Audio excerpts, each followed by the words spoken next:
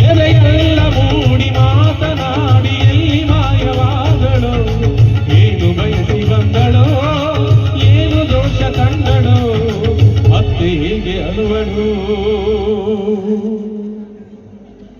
ಕಾವ್ಯಕ್ಕೆ ಓಂಕಾರ ಮಡಿದ ಪಾದ, ವೇದಾದಿ ಮಂತ್ರಗಳ ಮಾತನಿಸೋ ದಿವ್ಯ ಪಾದ, ನಿಷ್ಕಲ್ಮಶ ಶಿಶುವಂತ ಲಲಿತಗಳ ಶುದ್ಧ ಪಾದ, ಕವಿಕುಲವೇ ಶರಣೆನ್ನೋ ಅಕ್ಷರಶಃ ಸತ್ಯಪಾದ.